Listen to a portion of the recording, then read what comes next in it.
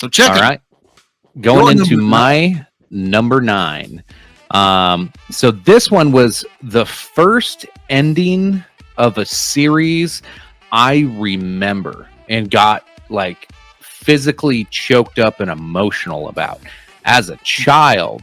Like I grew up watching this show. Um, Epic show with tons of characters and some that even people today in this weird, crazy world could probably relate to in several ways. Wartime soldiers living through the Korean War and trying to make things livable and be able to deal with each other with all kinds of crazy circumstances and keeping things light humor and funny. And if Hawkeye wasn't a part of your childhood in the 4077, then I don't know what the fuck is wrong with you. But MASH was one of the greatest, if not, yeah, it probably should be higher on my list now that I'm saying this and I'm remembering all this. Like, MASH was fucking awesome. I grew up watching this, watching Klinger trying to get discharged by pretending to be a woman. It's just funny in today's standards. It was funny in old day standards. It was promoted today. Yeah. Yep. But yeah, well, I know you guys have seen MASH, so I'll let you guys. Tony, I'm going to let you go ahead.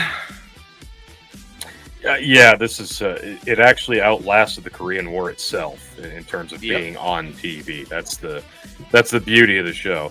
The series finale was just one of the Epic, one of the better done TV series finales of all time, because not a lot of television shows get the series finale right. There always seems to be something that happens in the final couple seasons to where they have to rush through stuff or abandon ideas, and that didn't happen with MASH. And they always seem to stay true to what they were going for. And it's just one of the best series finales of all time. Just for series finale alone, I kind of wish I would have made this my number 8 pick instead, because my number 8 pick had a shitty series finale, but we'll get to that. I am going to save my comments for MASH a little later. Tony G, your number 8 pick, sir. Well, Karen already mentioned it already, but that's okay, because it deserves mention once again. And I'm sure it's probably not the last time we'll be talking about it, because Phil already alluded to it.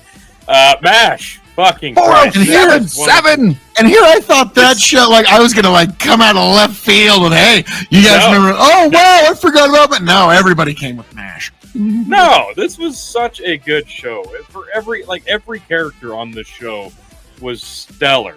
Every single one. This is, again, chemistry. Alan Alda, when Alan Alda got up his own ass and got behind the camera, the show was still so fucking good. Major Houlihan was like the first MILF. Little bit. And you can make the case that Frank Burns was funnier or a better character than Christ, what's his name now? It's escaping me.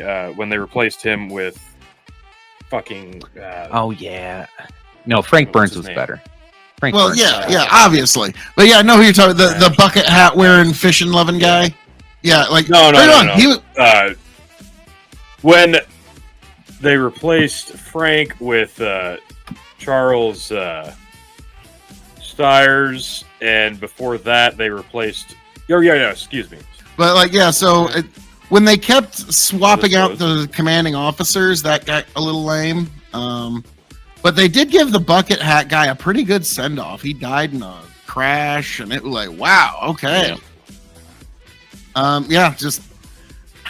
I will echo everything. Yeah, the scene here. The scene where Radar announces that he died, like, that's one of the best scenes on the show. Mm-hmm. They come out and because you're like, oh, you gotta mask up, Radar, you know better, and it's just such a morose moment.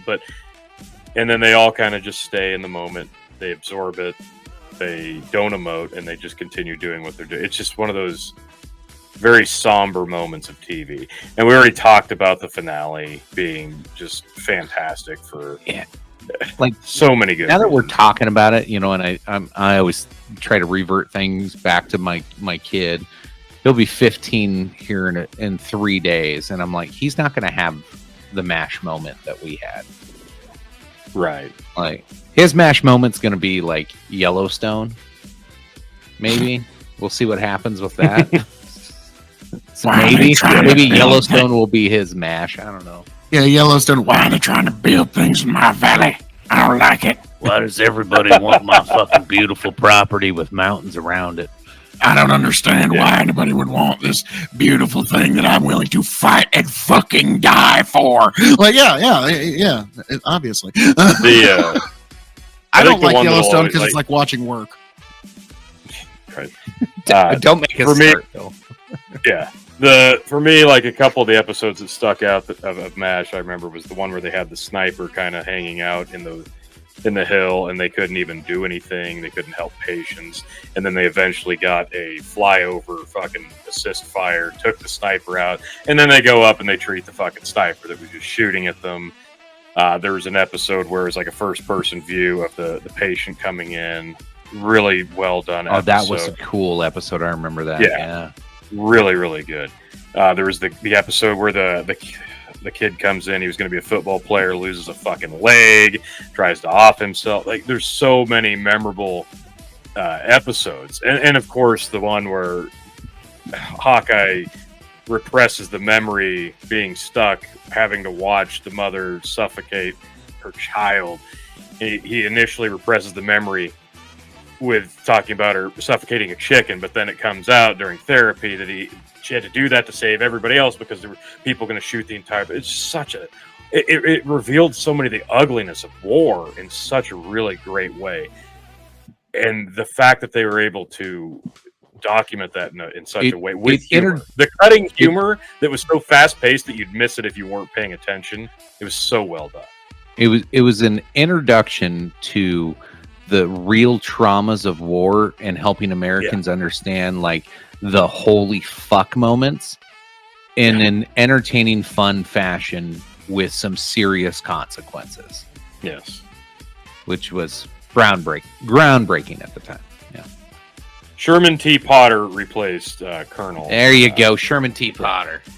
Okay. Yeah. All righty. Well, all right, then we will get right to my number 4 pick, which is one that we have spoken on a little bit. MASH. That is my 4th greatest show. Like I'm just thinking you guys are giving it not enough credit, and we've said a lot about MASH. So let me just speak my very quick piece on this, and that is, to me, the single greatest episode was when Hawkeye. There was a kid that was in the swamps for a little bit, and he smelled his musty clothes, and it brought back a memory from childhood. And it's literally just Hawkeye and this therapist sitting there, and this therapist is slowly sussing out the memory of this time where his older brother that he loved so much saved him from that time that he got him into the water. And he's like, wait, what do you mean? No, I mean, he pulled me out of the water. And then just over sussing it out, Hawkeye eventually bursts into tears and realizes his own brother pushed him into the water. And that was a memory that he had been repressing so long. And like, here I am out in the middle of war, and I'm worried about something that happened all these decades ago. And he's like, he didn't feel like he deserved to even have that reaction because of all, but like, it was still very real. And like, to me, I was very young. I think 11, 12. And that was one of the most human moments I had ever seen portrayed by actors. And so for that, MASH gets my number 4.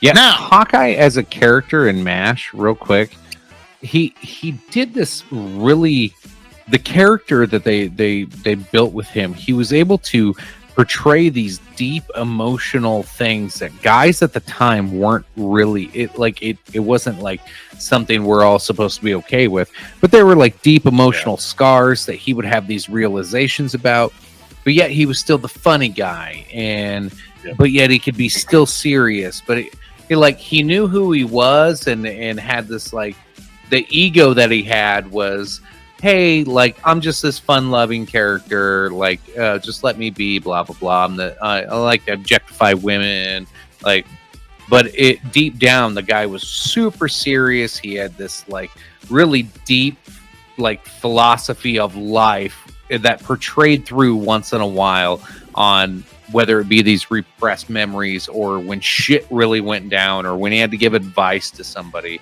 Like he was one of the like he was a very complex character that they just threw out there as a clown. And so like half the time if you didn't watch all the MASH episodes, you didn't get to see all that. But like he had this depth to him as a character in most seasons that you were like, shit. Like and to the point where you were like, what's Hawkeye think about this? And it made you want to watch the next episode and be like, what's like, how are they going to react to this? And what's Hawkeye's opinion going to be? Like, you looked forward to getting his insight, even though he was the clown. It was really fascinating how they built that character. We time traveled there for a second. I was just going to say one of the best quotes I can remember was it just came to me. Hawkeye talking to Father Mulcahy, however the fuck you say that. War isn't hell. War is war, and hell is hell. And of the two, war is a lot worse. Father says, how do you figure that, Hawkeye? Hawkeye says, easy, Father, tell me, who goes to hell? He says, well, sinners, I believe. Hawkeye responds, exactly. There's no innocent bystanders in hell. War's chock full of them, little kids, cripples, old ladies. In fact, except for some of the brass, almost everybody involved is an innocent bystander.